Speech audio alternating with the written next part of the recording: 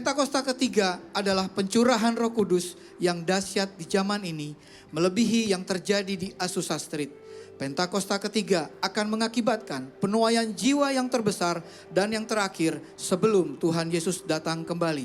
Pentakosta ketiga akan membangkitkan generasi Yeremia, yaitu anak-anak muda yang dipenuhi Roh Kudus, cinta mati-matian kepada Tuhan Yesus, tidak kompromi terhadap dosa, dan akan bergerak untuk memenangkan jiwa. Pentakosta ketiga lahir di Indonesia yang bergerak ke bangsa-bangsa. Gerakan ini dari timur ke barat dan akan kembali ke Yerusalem. Pentakosta ketiga akan memberikan kuasa untuk menyelesaikan amanat agung Tuhan Yesus. Dan setelah itu Tuhan Yesus datang kembali.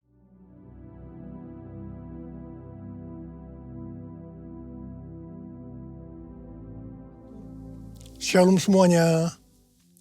Pada tanggal 17 Agustus 2025, kita merayakan ulang tahun kemerdekaan Republik Indonesia yang ke-80 tahun. Tuhanlah yang memberikan kemerdekaan bagi Indonesia dari segala bentuk penjajahan. Dirgahayu Republik Indonesia. Keadaan dunia secara global sedang tidak baik. Seperti yang saya sampaikan sejak awal tahun 2025, bahwa sekarang kita berada di tahun 2025, tahun yang sukar, sulit, peperangan, bencana alam, ketidakpastian, krisis ekonomi yang semakin intens. Kita harus banyak berdoa untuk Indonesia.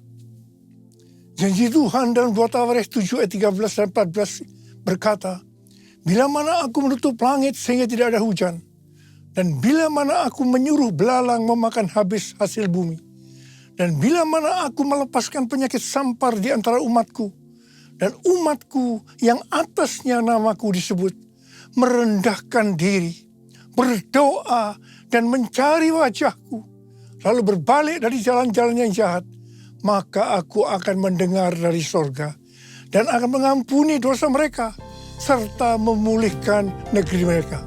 Haleluya! Damailah Indonesiaku, damailah Indonesiaku, lawatan Allah terjadi, damailah Indonesiaku, damailah Indonesiaku.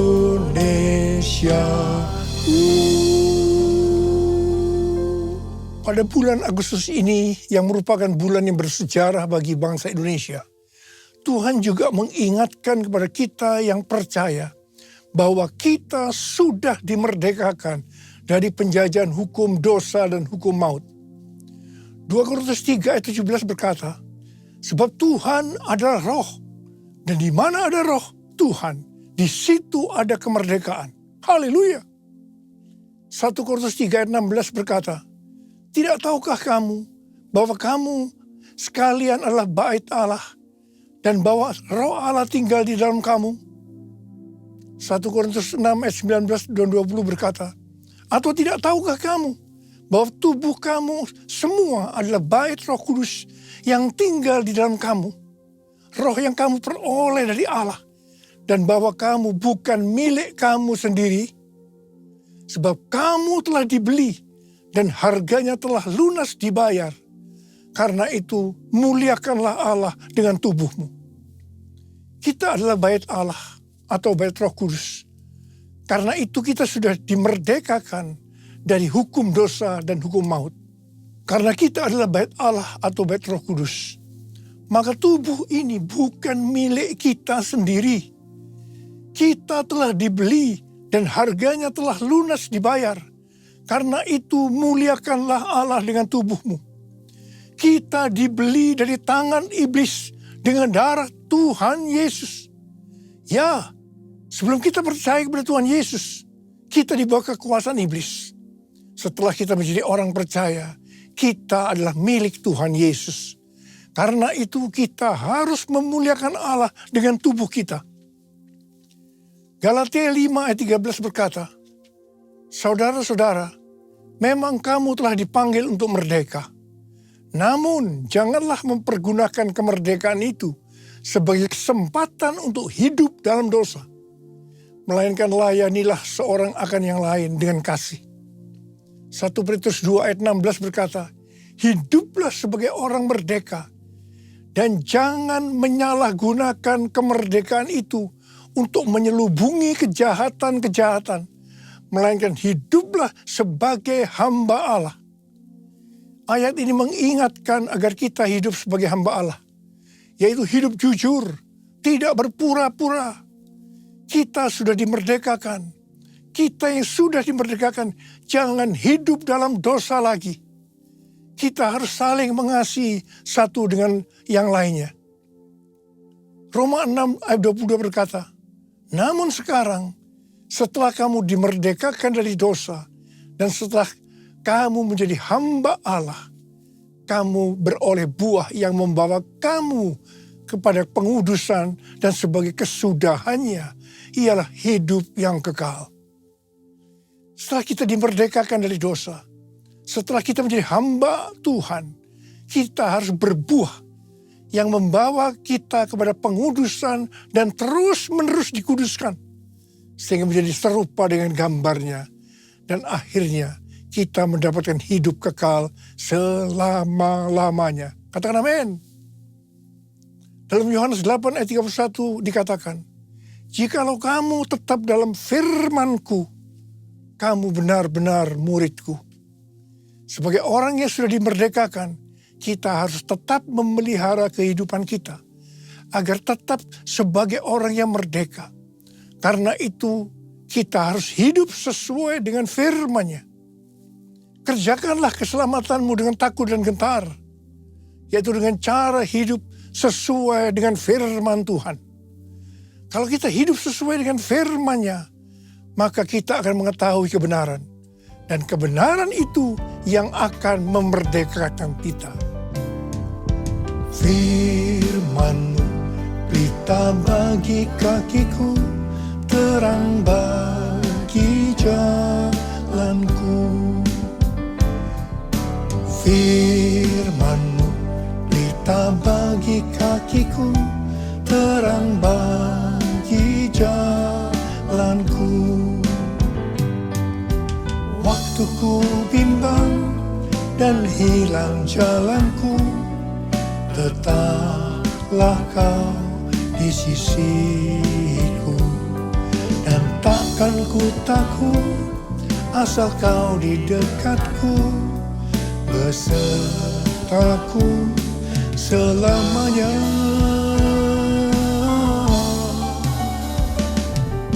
Firman-Mu pelita bagi kakiku, terang bagi jalanku, terang bagi jalanku.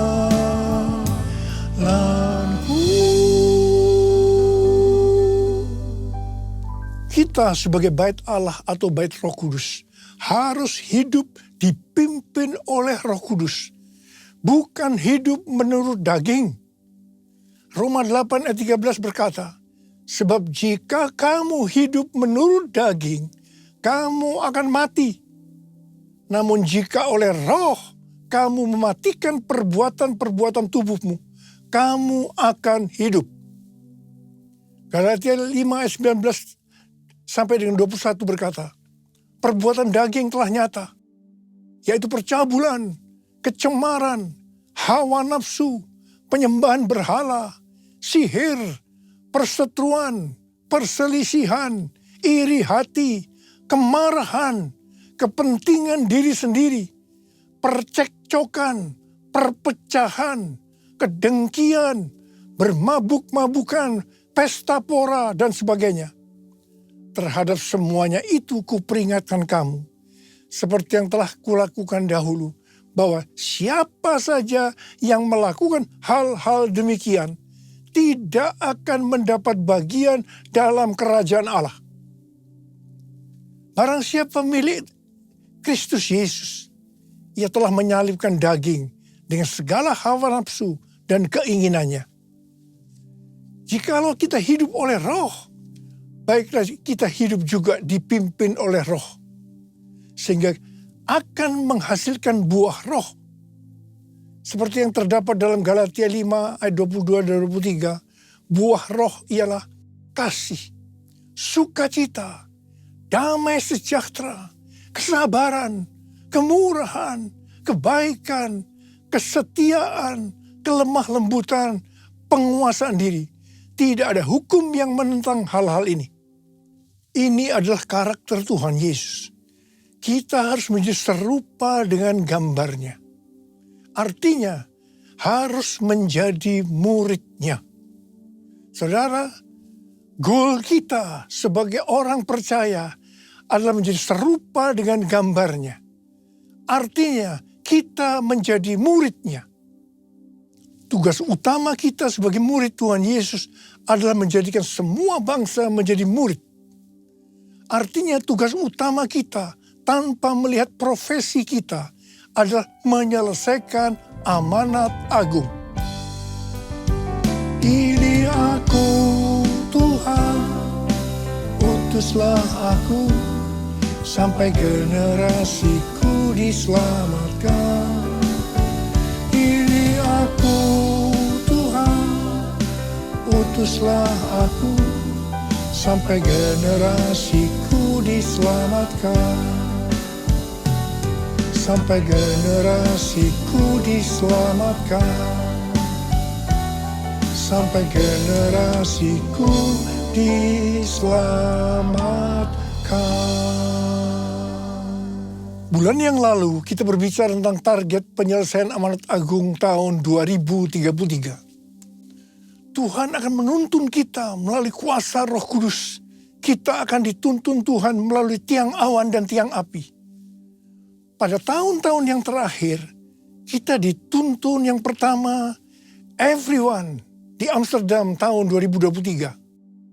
Kemudian yang kedua, everyone Asia di SICC tahun 2024. Yang ketiga, Simposium Pentakosta ketiga di Church of God, Cleveland, Tennessee tahun 2024. Kemudian yang keempat, Planet Shakers Abundance Store bersama Russell Evans di SICC pada Juli 2025 yang dihadiri oleh lebih dari 95% anak-anak muda.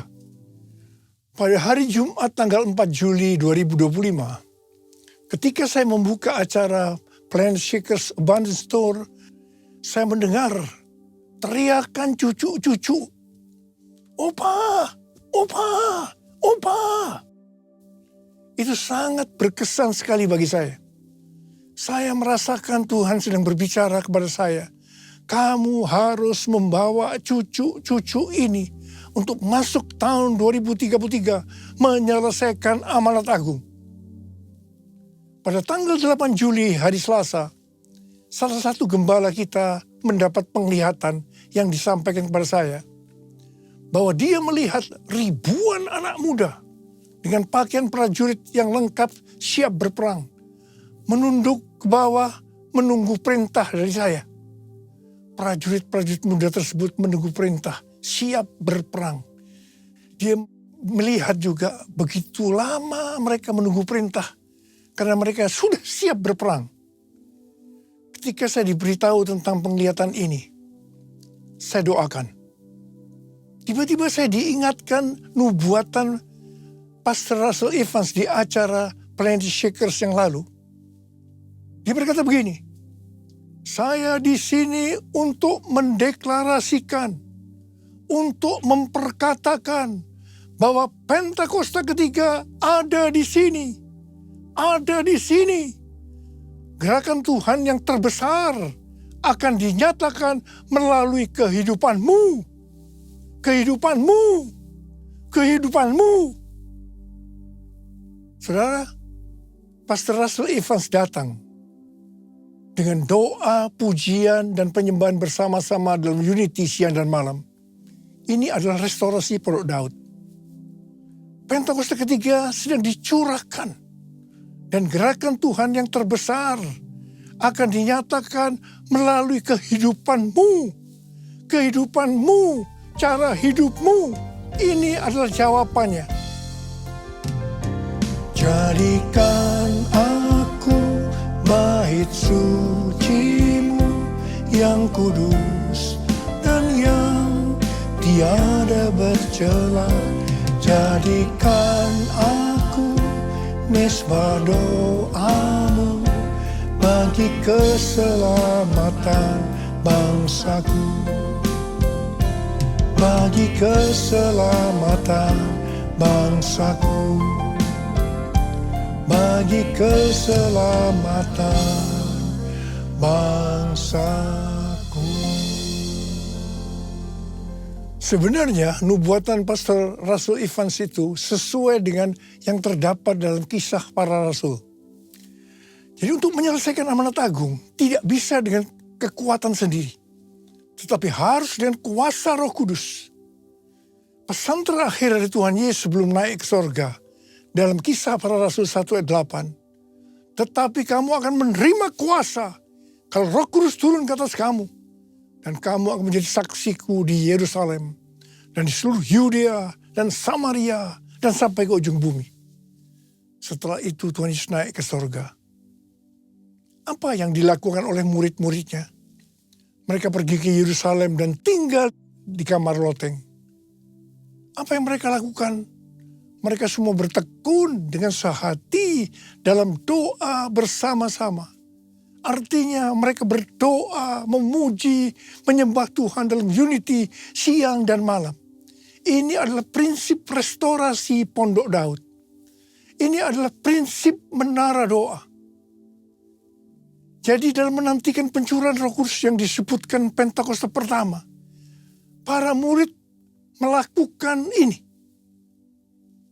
Setelah 10 hari, yaitu pada hari raya Pentakosta, terdengarlah seperti tiupan angin keras. Kemudian tampaklah lidah-lidah seperti nyala api, hinggap kepada mereka masing-masing. Mereka dipenuhi Roh Kudus, dan mereka mulai berkata-kata dalam bahasa roh. Setelah murid-murid dipenuhi Roh Kudus dengan tanda awal berbahasa roh, apa yang terjadi? Yang pertama, Petrus berkhotbah sekitar 5 menit. Kira-kira 3.000 orang bertobat dan dibaptis. Wow! Petrus berkhotbah dengan kuasa Roh Kudus. Pada zaman itu populasi penduduk dunia sekitar 255 juta orang. Sekarang penduduk dunia sekitar 8 miliar. Jadi 3.000 orang yang bertobat dan dibaptis pada waktu itu. Itu setara dengan sekitar 94.000 orang pada saat ini. Saya percaya hal ini juga bisa terjadi pada saat ini. Yang percaya katakan amin. Hal yang kedua, setelah murid-murid Tuhan Yesus dipenuhi oleh Roh Kudus, mereka dipakai untuk menyatakan tanda-tanda dan mujizat. Sehingga banyak orang yang bertobat. Petrus dan Yohanes menyembuhkan orang lumpuh sejak lahir. Bayangan Petrus saja bisa menyembuhkan orang sakit. Sapu tangan atau kain yang pernah dipakai Paulus, jika diletakkan pada orang sakit atau yang dirasuk setan, maka orang itu sembuh. Dalam Markus 16 ayat 15 sampai dengan 18, Tuhan Yesus berkata, bahwa kalau kita pergi untuk memberitakan Injil, maka tanda-tanda dan mujizat akan menyertai kita. Saya teringat sejak tahun 2006 sampai dengan tahun 2019, saya diperintahkan oleh Tuhan untuk mengadakan kebaktian kesembuhan ilahi. Selama 13 tahun ini, saya sudah mengadakan 318 kali kebaktian kesembuhan ilahi. Setiap kali berkhotbah, saya pasti memberitakan Injil. Tanda-tanda dan mujizat terjadi. Saya diizinkan Tuhan untuk melihat dan mengalami mujizat seperti yang dilakukan oleh Tuhan Yesus 2000 tahun yang lalu. Hal yang ketiga, setelah murid-murid Tuhan Yesus dipenuhi dengan Roh Kudus, maka cara hidup mereka berubah sehingga banyak orang yang bertobat. Yang pertama, mereka bertekun dalam pengajaran rasul-rasul dan dalam persekutuan. Bagi kita, Ini juga bisa diartikan mereka suka membaca Alkitab. Kalau kita suka membaca Alkitab, ini akan menuntun jalan hidup kita. Hidup benar sesuai dengan firman Tuhan. Kita akan menjadi orang yang berintegritas. Dan itu akan membuat orang lain bertobat. Yang kedua, perubahan cara hidup yang membuat banyak orang bertobat adalah mereka selalu berkumpul, memecahkan roti dan berdoa. Ini bisa diartikan mereka hidup dalam unity dan suka berdoa. Hari-hari ini saya melihat melalui menara doa bahwa ada doa, pujian, dan penyembahan dalam unity siang dan malam. Saya percaya kalau Tuhan sudah berikan kepada kita beban untuk berdoa seperti ini, maka ini merupakan tanda bahwa Pentakosta ketiga yang dahsyat akan turun dan akan terjadi penuaian jiwa yang terbesar dan yang terakhir sebelum Tuhan Yesus datang kembali. Yang ketiga, perubahan cara hidup jemaat yang membuat banyak orang bertobat, yaitu karena mereka suka memberi, sehingga tidak ada yang berkekurangan. Hari-hari ini, Tuhan Yesus menghendaki agar kita suka memberi. Tuhan Yesus berkata dalam Lukas 6 ayat 38, berilah dan kamu akan diberi. Suatu takaran yang baik, yang dipadatkan, yang diguncang, dan yang tumpah keluar akan dicurahkan ke dalam pangkuanmu. Sebab ukuran yang kamu pakai untuk mengukur akan diukurkan kepadamu. Haleluya. Yang keempat, perubahan cara hidup jemaat yang membuat banyak orang bertobat, yaitu mereka selalu bergembira dan dengan tulus hati sambil memuji Allah. Hidup dengan tulus hati artinya hidup sebagai orang yang berintegritas. Jadi perubahan-perubahan yang terjadi dalam cara hidup jemaat yang membuat banyak orang bertobat adalah yang pertama, mereka suka membaca Alkitab. Yang kedua, mereka suka berdoa dan hidup dalam unity. Dan yang ketiga, mereka suka memberi. Dan yang keempat, mereka suka memuji Allah dan bergembira, tulus hati atau hidup berintegritas. Dikatakan dalam Alkitab bahwa mereka disukai semua orang dan tiap-tiap hari jumlah orang yang diselamatkan bertambah. Haleluya! Tuntunan Tuhan untuk menyelesaikan amanat agung dengan target tahun 2033. Yang pertama, kita harus lebih banyak lagi berdoa, memuji, dan menyembah Tuhan dalam unity siang dan malam. Waktu kita melakukan ini, pencurahan Roh Kudus dalam era Pentakosta ketiga ini akan terjadi lebih dahsyat lagi. Itu yang akan membuat cara hidup kita berubah. Perubahan cara hidup kita akan mengakibatkan penuaian jiwa yang terbesar dan terakhir. Dan sesudah itu Tuhan Yesus datang kembali. Haleluya! Mari kita angkat tangan kita di hadapan Tuhan. Oh God, I worship you. Oh God, I worship you. Be glorified and magnified. Oh God, I worship you. Sekali lagi. Oh God, I worship you. Oh God, I worship you. Be glorified and magnified. Oh God, I worship you. Mari kita berbahasa roh. Urialala bashandara bara bara bara bara bara bara bara. Urialala bara bara bara bara bara bara bara bara bara bara bara. Urala bara bara bara bara bara bara bara bara bara bara. Tuhan urapi kami ya Tuhan. Urapi kami. Curahkan kuasa Roh Kudus. Kuasa, kuasa, kuasa Roh Kudus. Oh terima, terima, terima, terima, terima, terima. Yesus, terima kasih Tuhan. Terima kasih, terima kasih, terima kasih Bapak. Dalam nama Yesus yang berdoa. Amin.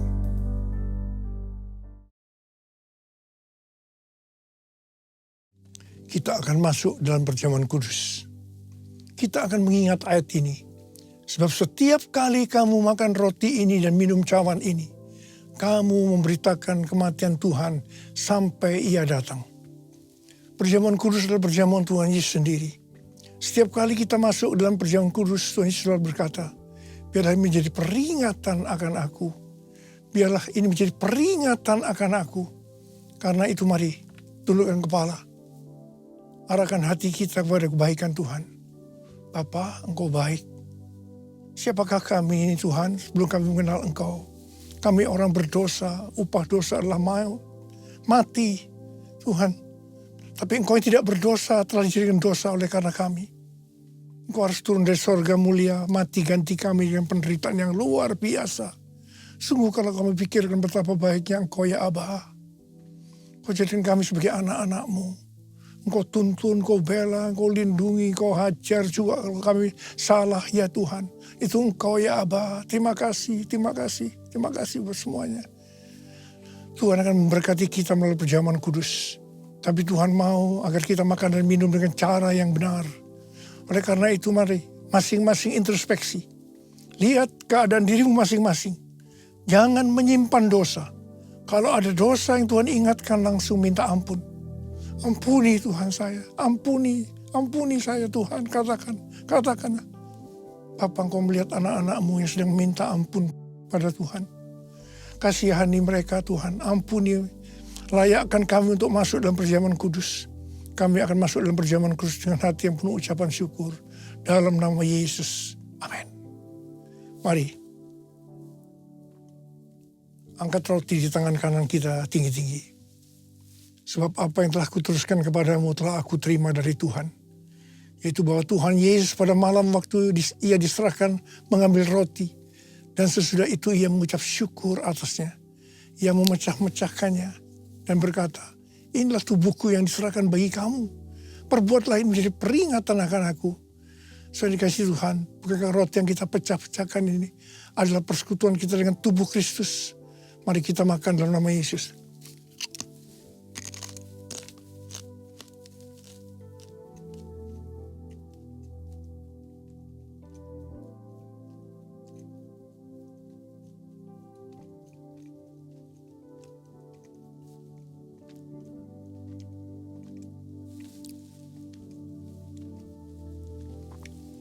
Angkat cawan di tangan kanan kita tinggi-tinggi. Demikian juga yang mengambil cawan sudah makan lalu berkata, cawan ini adalah perjanjian baru yang dimeteraikan oleh darahku. Perbuatlah ini setiap kali kamu meminumnya menjadi peringatan akan aku. Saudara dikasihi Tuhan, bukankah cawan pengucapan syukur yang atasnya kita ucapkan syukur adalah persekutuan kita dengan darah Yesus. Mari kita minum dalam nama Yesus.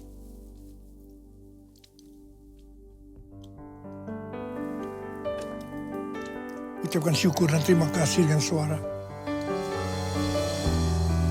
Tuhan, terima kasih Tuhan. Terima kasih ya Tuhan, terima kasih. Terima kasih ya Tuhan. Terima kasih Yesusku. Terima kasih Yesusku. Puji syukur hanya bagi Tuhanku.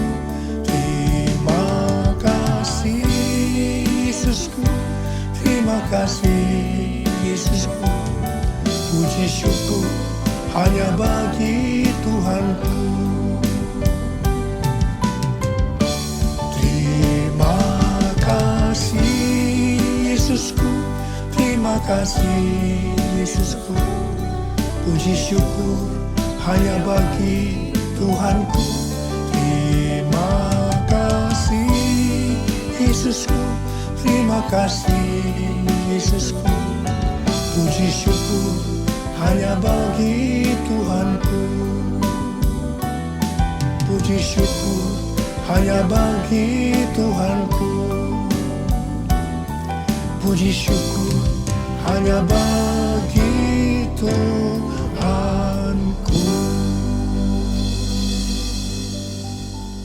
Sekarang terimalah berkat Tuhan.